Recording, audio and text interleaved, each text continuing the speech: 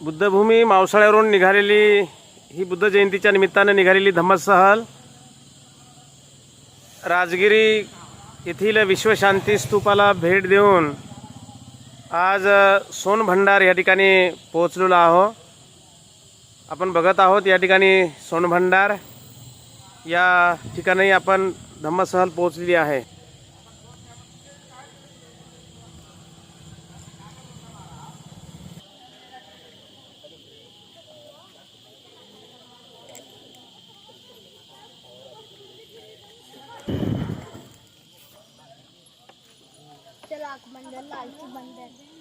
हा सोनभंडार हा या ठिकाणी बिंबिसार राजाचा हा खजाना आहे। त्या खजान्याचा आतापर्यंत खोलल्या गेलेला नाही।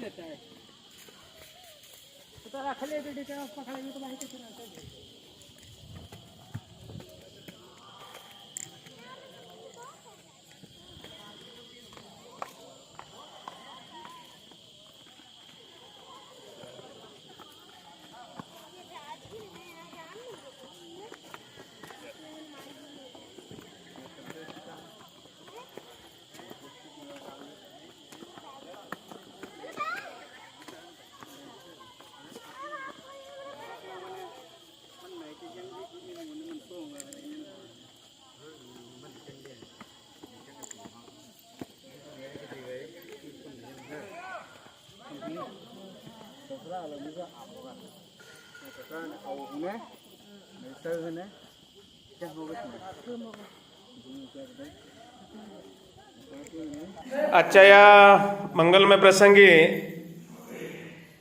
राजगिरी येथील विश्वशांती स्तूपाला भेट देऊन आज सोनभंडार या ठिकाणी पोहोचलेलो आहोत।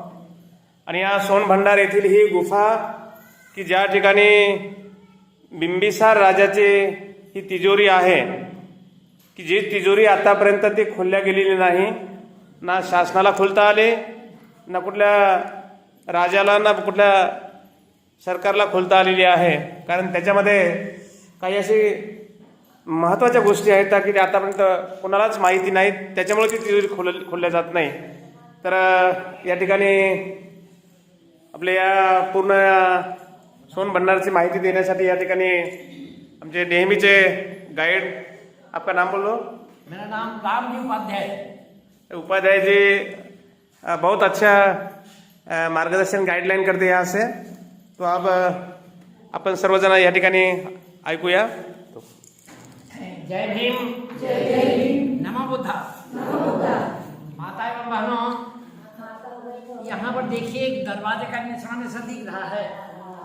ये दरवाजा जो है बहुत प्राचीन जमाने से बंद है और ऐसा इतिहास चला रहा है कि दरवाजे के पीछे 3 माइल की लंबी गुफा है, सुरंग है। सोन का मतलब सुरंग होता है। उधर आपका गर्म जल का कुंड हुआ तो गर्म जल कुंड के बगल से 565 सीढ़ी ऊपर पहाड़ चढ़ना पड़ता है। पहाड़ का नाम है बैबहारगिरी। इस बैबहारगिरी पहाड़ी के ऊपर में सप्तपर्णी गुफा है। तो सप्तपर्णी गुफा के अंडरग्राउंड रास्ता यहाँ तक बताया गया है। और ऐसा बहुत साहित्य वर्णन है कि जब भगवान बुद्ध का महापरिनिर्वाण कुशीनगर में हुआ, महापरिनिर्वाण के 3 महीना बाद 500 भिक्षुओं का प्रथम बौद्ध महासंघ की सभा राजगिरी सप्तपर्णी गुफा के भीतर हुई और बौद्धों की 3 धार्मिक पुस्तकें लिखी गई, सुरपिटक, विनय पिटक और अभिधर्म मतलब त्रिपिटक। उस समय मगध का राजा बिंबिसार थे। तो इतिहास में वर्णन है कि राजा बिंबिसार का खजाना छिपा हुआ है।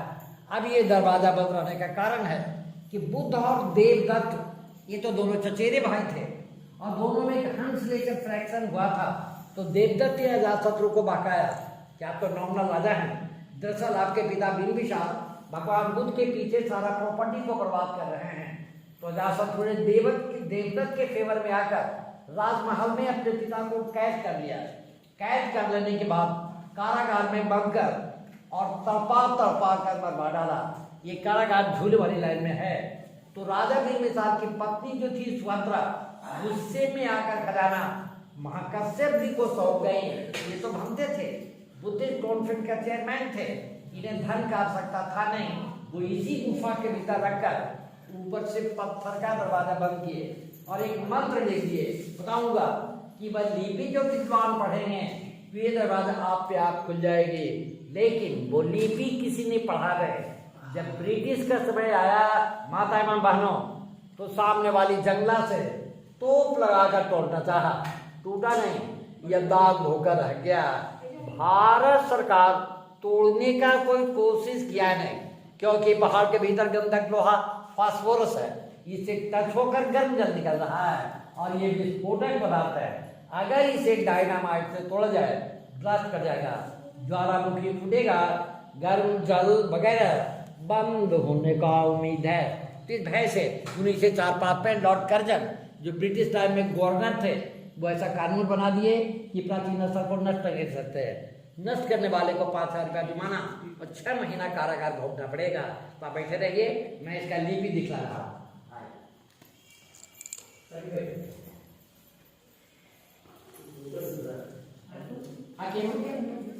यही देखिए प्राचीन जमाने का शिलालिपि है, भाषा। इसी लिपि के बारे में एंशिएंट हिस्ट्री में वर्णन है कि लिपि जो विद्वान पढ़ेंगे तो वो दरवाजा आपसे आप खुल जाएगी।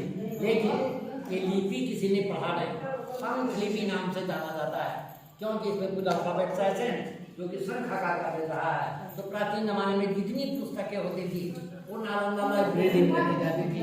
लेकिन पंडित मुनिभद्र ने वहां पर आग लगा दिया और 6 महीना वहां चलता रहा। तो वहां की पुस्तकालय जो थी, रत्न दधि, रत्न रंजन और रत्न सागर, ये तो जल गई वहां।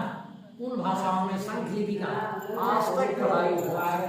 अभी कोने में बैठने के आसन में भगवान बुद्ध का प्रतिमा है। देखिए माथे का चिन्ह, पूरी बॉडी का निशान, धर्म चक्र, सिंह का चिन्ह। तो भगवान बुद्ध यहाँ पर 7 दिन बैठे थे। नीचे में 1.5 फीट गड्ढा हुआ, इस गड्ढे में शारीपुत्र और ऊपर में आनंद जी का प्रतिमा था, जो भगवान बुद्ध का प्रिय शिष्य थे। कीमती पत्थर का मूर्ति होने की वजह से जब मूर्तियां चोरी होना प्रारंभ हुआ तो भारत सरकार ने इन प्रतिमाओं को निकालकर नालंदा संग्रहालय म्यूजियम में शिफ्ट कर दिया है। अब हम लोग बाहर से बाएं चले दूसरी गुफा में, जहां पर बौद्ध विहार है, बौद्ध मंदिर है। सभी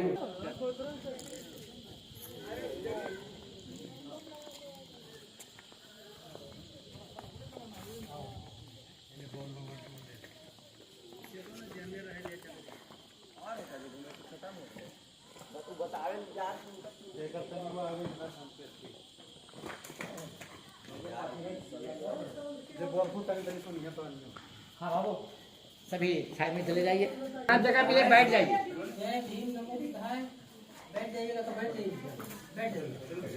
विद्यार्थी भी आप लोग देख लिए ना, बाहर से लोग आए हैं। आइए सर।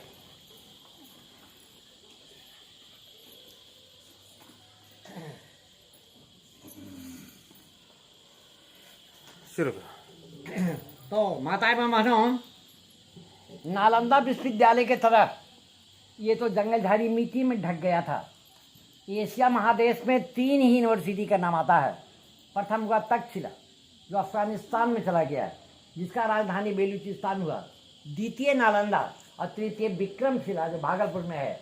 तो नालंदा में 2 चाइनीज विद्यार्थी थे, फाग्यान और हुएनसंग साहब जब भारत भ्रमण यात्रा किए तो उनके भारत भ्रमण यात्रा के रिपोर्ट पर यहाँ की खुदाई जो है 1905 में लॉर्ड कनिंघम और मार्शल साहब ने करवाए, तो 2 गुफाएं मिली।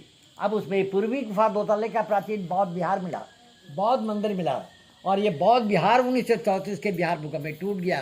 तो देखिए कोने में जो 2 प्रतिमा कमल फूल का चिन्ह दिख रहा है, तो जब भगवान बुद्ध का जन्म नेपाल की तराई लुम्बिनी नामक वन में हुआ, तो जन्म के बाद वहाँ पर 7 कदम चले थे और 7 कमल का फूल हुआ था। तो कमल फूल का सिंबल बौद्ध धर्म का प्रतीक है। तीसरा मूर्ति देखिए, हाथी का चिन्ह है। भगवान बुद्ध के माँ का नाम था महामाया। उन्होंने स्वप्न देखी कि 6 नोक वाला तारा और 6 दांत वाला सफेद हाथी पेट पे प्रवेश कर चुका है। तो हाथी का चिन्ह भी बौद्ध धर्म का प्रतीक है। और 2 मूर्ति के नीचे में देखिए सिंह का चिन्ह है, यहाँ भी सिंह का चिन्ह है। ये समस्त भगवान बुद्ध का प्रतिमा है, क्योंकि भगवान बुद्ध शाक्त वंश के थे, शाक्य डायनेस्टी के थे। इन प्रतिमाओं को तो पंडित मुनिभद्र ने नष्ट किया, जिन्होंने 1199 में नालंदा विश्वविद्यालय मार्ग लगाया है। अब यहाँ पर एक प्रश्न उठता है कि राजा बिंबिसार के समय में मगध पर जो भगवान बुद्ध विहार किए तो उस समय प्राचीन महल कहाँ रहा होगा। तो इस मगध का प्राचीन नाम हुआ गिरिब्रज। ये गिरी का ठोता पहाड़ और ब्रज का ठोता वासियों। यहाँ पर 5 पहाड़ियाँ हैं माता बहनों। 1 नंबर का नाम आता है विपुलगिरी, 2 नंबर गिरजकोटा जहाँ पर भगवान बुद्ध को शांति प्राप्त हुआ। इसी पहाड़ी के ऊपर में विश्व शांति स्तूप है, झूला है। 3 नंबर उदयगिरी, 4 नंबर सोनागिरी और ये 5 नंबर व्यवहारगिरी हुआ। तो इसी 5 पहाड़ के भीतर अब ऐसा अनुमान लगाया जाता है कि राजा बिंबिसार का महल रहा होगा। लेकिन हमेशा प्रकृति का आपदा भूकंप आता रहा, महल तो जंगलदारी मिट्टी पर दब गया। और नया राजगिरी जो है ये बस स्टैंड के पास फंसा हुआ है। जय भीम, नमो बुद्धाय। और मैं बहुत गरीब व्यक्ति, आप सबों से मदद का आशा रखता हूँ। 10 रुपया 20 रुपया जिनको जो भाई